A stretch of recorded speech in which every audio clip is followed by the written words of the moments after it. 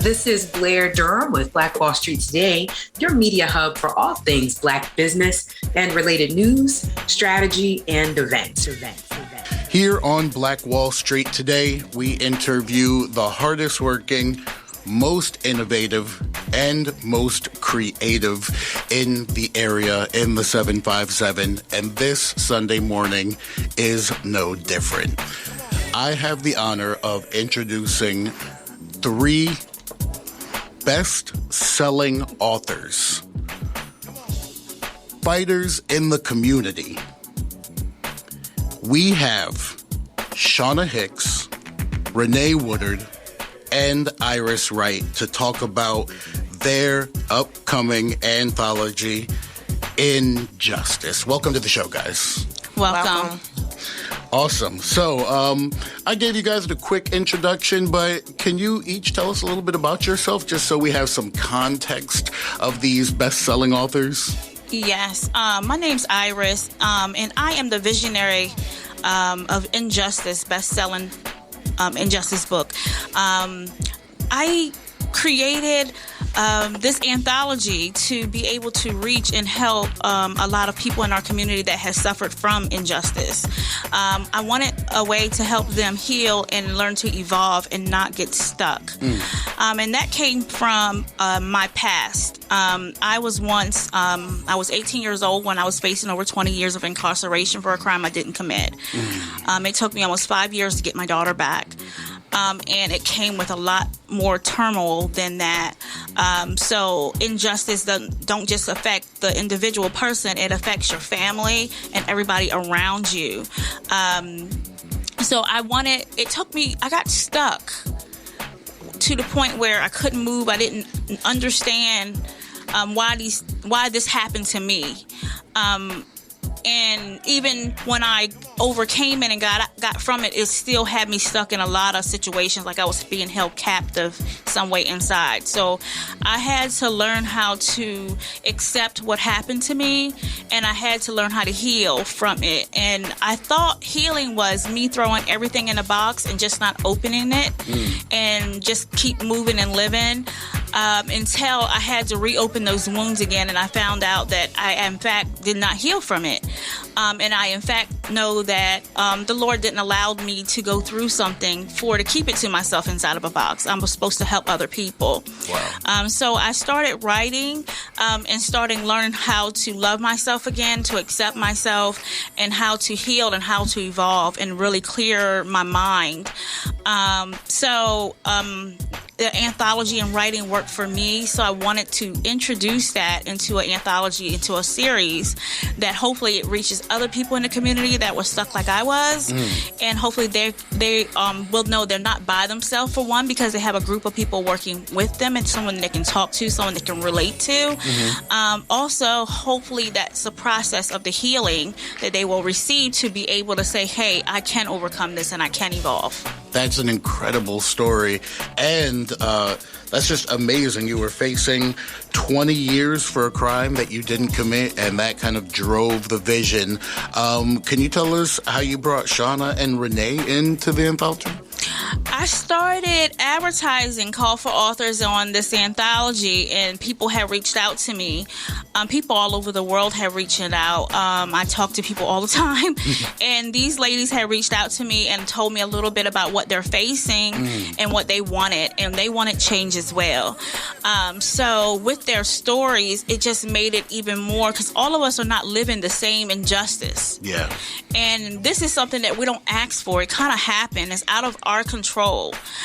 So I wanted to be able to create this anthology too, where different types of injustice, no matter what it is, that they could be able to have a voice, learn how to fight without fighting, learn how to know that our voices are power. Yes. And be able to create something beautiful, and hopefully in the future it'll lead to change, because it's not just about us, it's about our children, and it's about our grandchildren and the people that come afterwards. So if we keep standing together as a community and fighting this thing, changes have to happen, even if it's small increments of change. Yes, injustice is a generational fight. So Renee, are you facing or have faced a similar type of of injustice as Iris, or is it a complete different exchange or interaction with injustice? It's a difference. Yeah. That's one thing I like about our book. Yes. Everybody has a different setting of injustice and what is injustice. Yes. You know? So with my story, you know, when you've been counted out for so long and people just say you would never be nothing and you always thought you would never be nothing. So my chapter is called From the Impossible to the Possible. You know, with all things God, you can do anything through Christ, you know. So truly, my story is totally different from Iris, but somewhat similar to Iris. But, you know, with my story is basically stating that, you know, what I've been through in my life, you know, been counted out for so long, you know, dropped out of school, sold drugs, did drugs. I was just that girl, you know, I was married to the streets and, you know, it didn't matter to me. I didn't care. But then, you know, when time grew up, and, you know, when I grew up and stuff, I had to figure something out different, you know. So then with my injustice, I just didn't care about nobody but the streets. So coming out of a girl, like I said, dropping out of school, going back to school, after being out of school for over 20 years, I literally just started back up. Got my associates, got a bachelor's, and I'm working in my field that I love the most, and that's working with people in addiction and recovery. Wow. Helping them out, letting them know, giving them hope, because some people think that just because they're counted out, they can't do anything. But now, you know, I'm a living proof that if you want it, you can go out here and get it. No matter how hard it was for you, that's not your final say, you know, not unless you want it to be your final say, you know. And that's a story that I know that a lot of our listeners are going to want to read because there are a lot of people in that situation right now in the streets, feel like they're too deep to get out, feel like resources or that other life is out of reach for them or not realistic for them. So I know that they're going to be able to relate to your story, Renee. Shana, can you talk to us about your perspective of injustice? Okay, so for me, injustice is a little different. I'm actually still fighting for my loved one that have suffered with injustice. So when I heard that Iris was the visionary for the book, I told my mom, my family, I said, listen, this is it. I knew that was confirmation from God to be the voice for my brother. And I will say that he has been incarcerated for 26 years. And they... So how about this? I'm not going to give you too much. So just know that the young man that I'm fighting for, he's my brother. He's someone that's really dear to my heart. Really, he has my heart. The title of my chapter is Breaking Barriers. The reason I picked that chapter is because I know we as a people, and especially us as a black race, we have a problem with identifying with the mental health decline that we suffer from. And I would say for me and my family, we went through a lot of trauma at a young age, losing a loved one, being in a very bad car accident, and just to this day I have a cousin that's still paralyzed. So, you know, you take these things in consideration when individuals make certain decisions they make. Not saying that the decisions is right, but sometimes things happen because it's an underlying issue that hasn't been dealt with. So in that chapter that I wrote, we're talking about it. No more silence. And so I ask God to give me the strength to be that voice for the ones that don't have a voice. And I'm praying that my chapter is read by someone that can look further into my brother's situation and free Jay. Yeah, absolutely. And so you're still fighting this fight. Yes. Your chapter is really still being written in real time. What does it mean to you to be able to contribute to this book dealing with injustice while still actively in your fight? It means a lot. it do a few things for me. The first thing it do is my mom and my father are both still living, and like I said, my brother has been incarcerated for 26 years.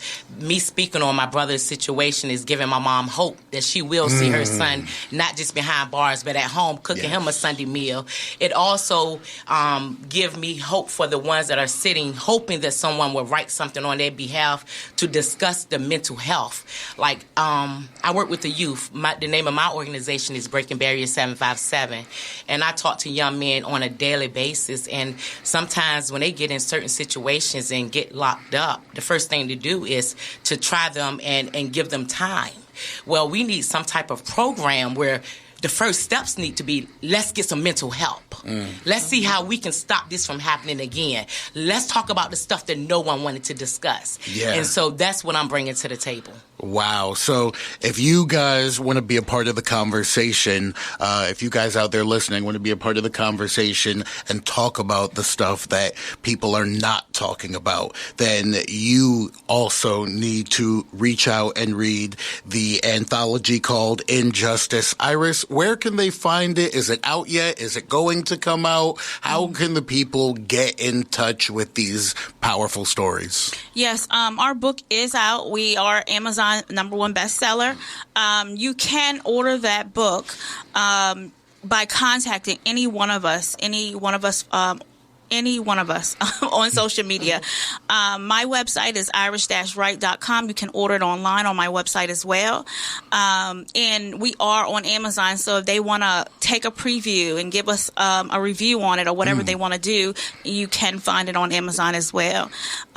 Or you can just contact Iris Wright, Renee Woodard, or Shana Hicks, and we can make sure that you have a hard copy. I love that. We live in an online and very social world, so I definitely want you all to be able to say your social media handles so that folks can reach out to you, and those who are touched by your individual stories this Sunday morning can reach out and just tell you so, and maybe even be able to spark a conversation. So if you could just share your social media handles. Yes, so for me, mine is Shana Hicks is my main page. You can that's on Facebook. Also, you can reach me Breaking Barriers 757 on Facebook. I'm also on Instagram as Breaking Barriers 757 _ And Iris Wright on my page, also author Iris Wright on Facebook, author Iris Wright on Instagram. I'm on every I'm on every platform, so you can find me on there. I'm just simple. I'm just Renee Woodard on Facebook. But I wanted to say something to Shana. You know, I am a certified trauma specialist, so I deal with trauma as well. So you're right about the mental health. That's definitely something that we got to stand up for, too, as well. Because, like she said, everybody wants to try them. They don't understand that situations they've been through. Trauma is a main cause for a lot of stuff that happens to the young black community, period. Yeah. So, you know, if we don't know, they're not going to tell us, you know, so we got to speak out. And yes, I'm all down for the mental health situation as well. Yes. Yeah, I mean, when we talk about injustice, really, we're talking about trauma. We're talking about mental health. We're talking about the socioeconomic situation of our families. We're talking about the family structure. We're talking about the schools. Like, all of that kind of feeds into this situation that leads into the overrepresentation of injustice that seems to happen in our community. Now, people can reach out and read the book, but tell us what's happening now and in the future. What type of events are you guys going to have? Is it just the book? Are you going to be able to reach out and touch the community? What's in the future for Injustice, the anthology? Right now, we're having conferences, or I want to say, I don't really want to call it a conference, but it's a movement, Injustice movement, where we're having a celebration. And the reason why I want it to look at like a celebration is because we took the first steps to the process of healing and getting things out of there, and we want change. And change should be celebrated. So at this celebration, a book is going to launch every time with it. And we want to hear from those people that wrote the book, how it made them feel, how they look at everything, and what changes that they want to make. So we do have our first celebration, June 17th from 4 to 8. in Williamsburg, 6500 Authors Drive. It's inside of a beautiful development called Colonial Heritage.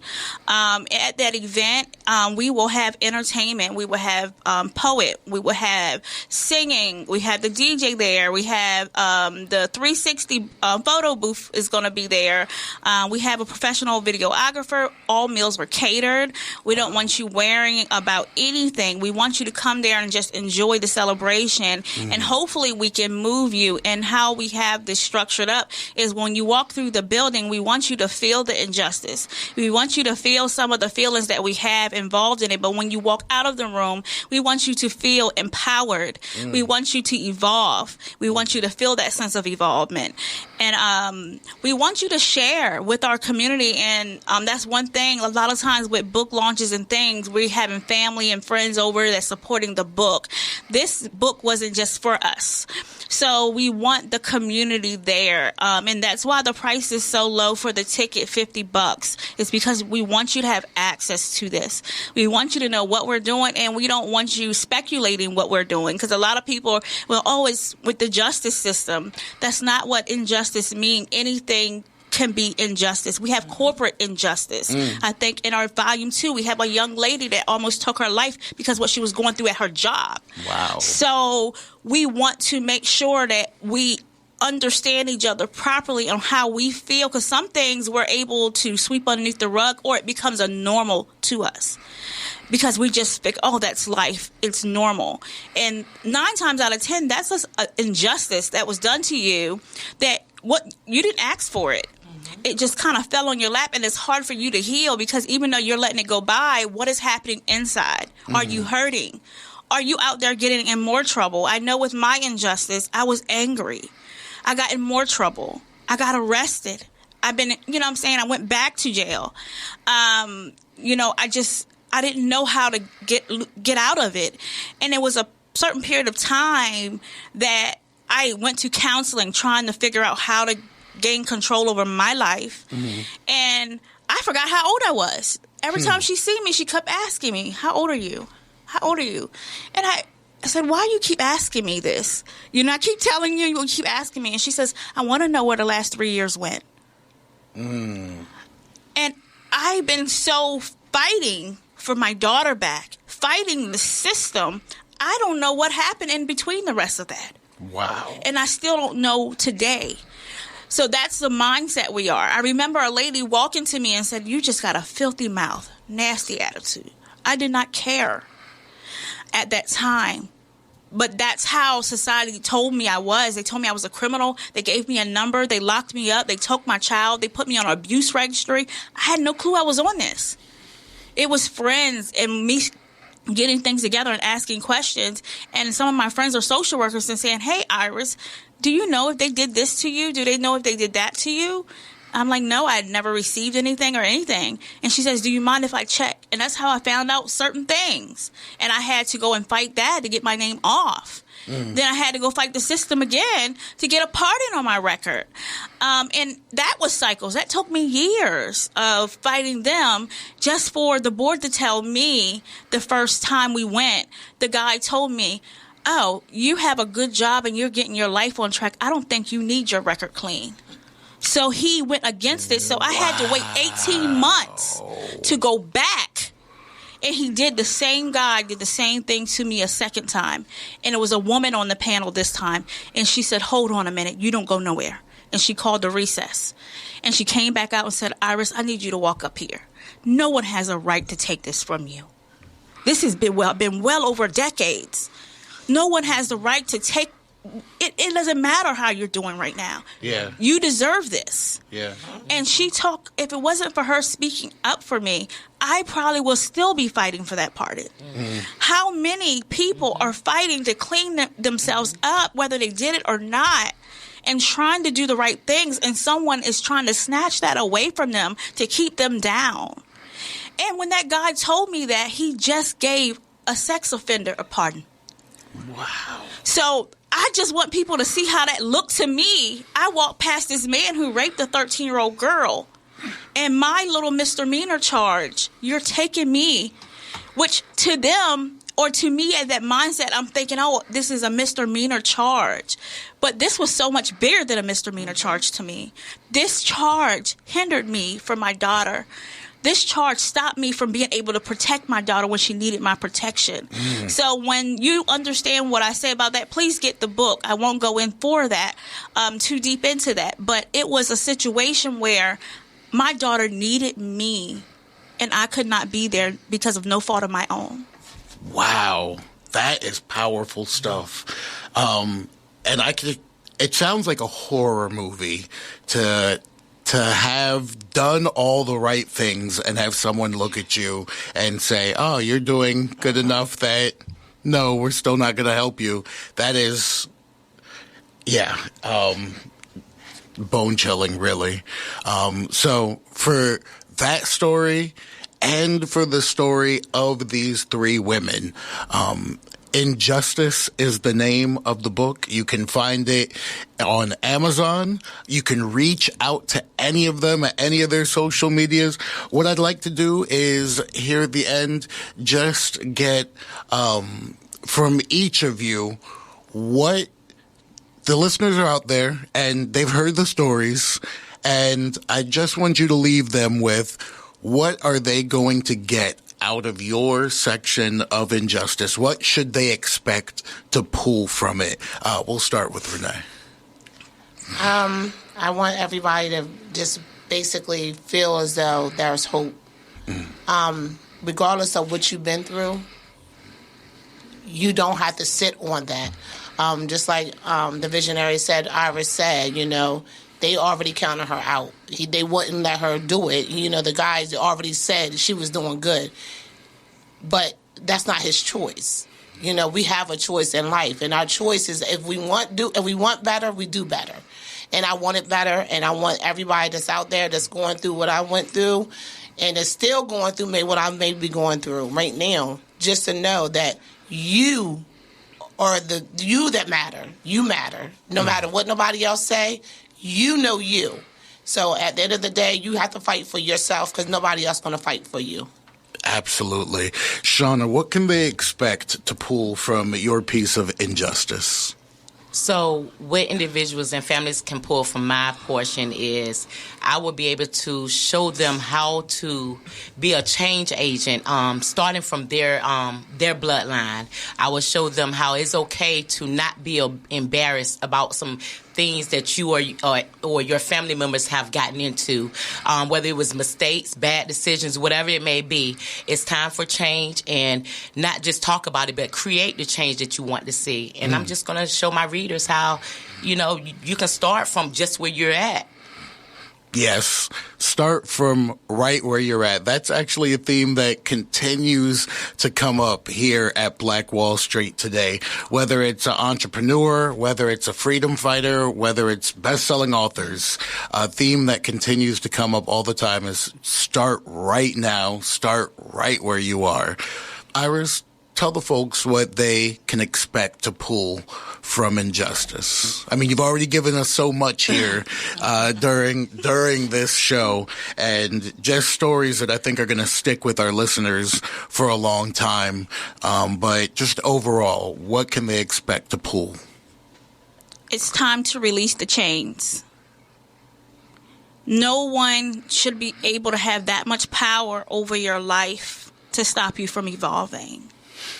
You're not by yourself. You're strong. You're powerful. And you need to learn how to use your voice.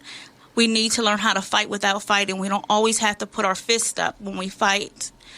There's a right way to fight. And the number one place when it comes to fighting is to learn how to heal so we can live. So you can clear your mind so you can evolve. So when you get done with reading the book, I want you to evolve. I want you to grow, and I want you to be able to help the next person do the same thing that you have done. Evolution, growth, healing.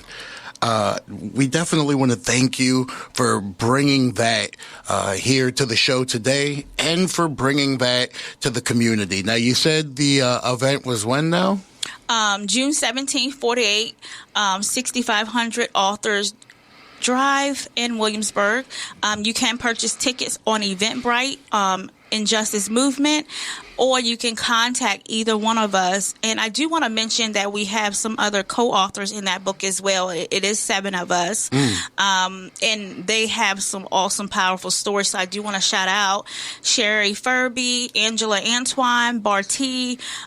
They couldn't be here with us, but there's more powerful stories on the way. You can also, if you know them, contact them. They can also help you get tickets and the book. Yeah, let's have a celebration movement. Let's help and build and grow together. I'm looking forward each year to seeing this movement grow and to seeing people actually go ahead and evolve and heal from this.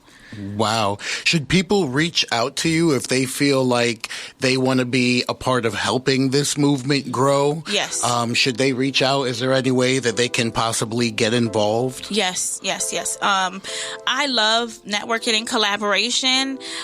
So just contact us. How you can be involved to go there, and even at events. I know Sherry Johnson just had an event that we spoke to. We can pull together her Stop the Violence. All of that is connected in so many ways. So if you are part of a movement like that, I don't mind. I would love to collab. Breaking Barrier 757, she's out there doing amazing stuff. It's people here that are passionate about our community and passionate about injustice that would love to work with you and to collaborate with you.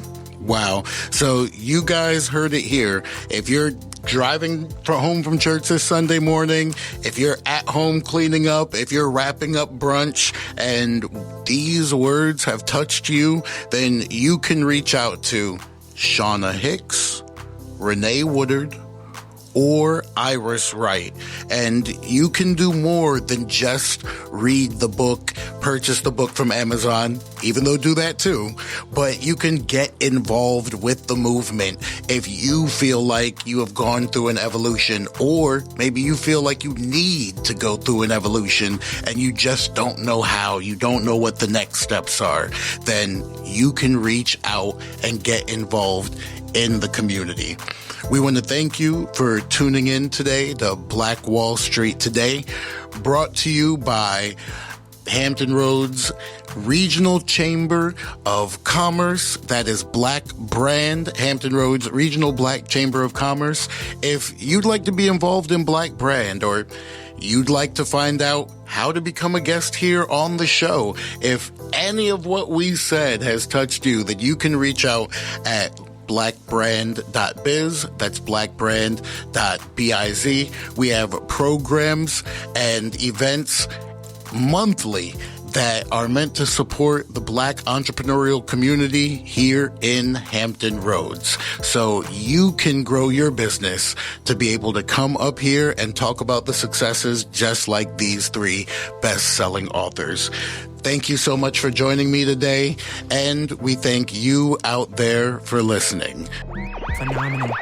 Stay with us online at Black Wall Street Today on Facebook and Black Wall Street Today on Instagram, and then follow us on Twitter as well at BWS Today. We look forward to talking again next week. Have a wonderful week. I have said, and I will continue to say, that the most important priority for the Black community is the Black community, not a particular political party.